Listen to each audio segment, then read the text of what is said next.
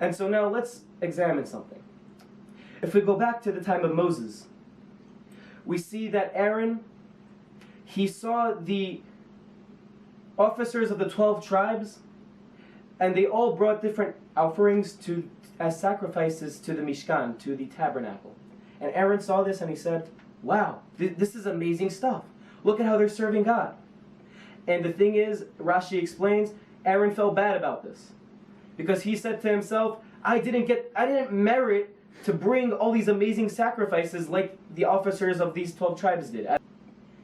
But what happened after that? God then turned to Aaron and said, no, don't worry about it. Because your service, what you're going to do for me, is going to be eternal. Whereas what those officers of each of the 12 tribes did, that was only temporary. What does it mean that Aaron has an eternal service? What it means is that he is going to light the menorah, and it's going to be eternal. How? How so? Because as we know, every single year, even when the Jews are in exile, even when they're exiled from the land of Israel, even when they do not have a holy temple, they are still lighting the Chanukah menorah. And so that's what makes it eternal. But what's the point that it's eternal? The point is that we should eternally realize that we are fighting this ideology of the Greeks, which is what? Which is forgetting about God within our Judaism. Which means that we are eternally reminding ourselves that the whole point of serving God, that the whole point of doing different rituals and learning the Torah and all that is to connect to God. That's the entire purpose. That's why it's eternal. That's why it matters that the service that Aaron did and that he represented is eternal. Because we must eternally remember that. We must eternally turn to that. You see, other rituals and other different things, let's just call it, in Judaism, some of them were only based on a certain point of time in history. At a certain point in time, there was no such thing as Purim. That wasn't a holiday at a certain point in history. But at a certain point in history, it did become a holiday.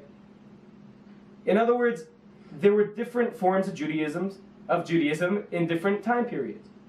But as we just said, this service of the menorah will be forever.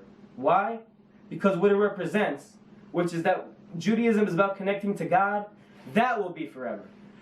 No matter what form of Judaism you're doing, no matter what you're doing to serve God, let's just put it in that category, you should always remember that it doesn't matter what you're doing, it doesn't matter what rituals it is, you're doing it to connect to God.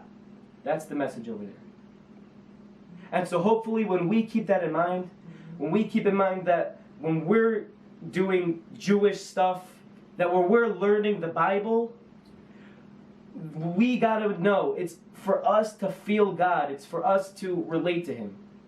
And hopefully when we finally internalize this message, we'll be able to merit that God will bring us His salvation when the Messiah shall come, because He shall realize that we want to connect to Him.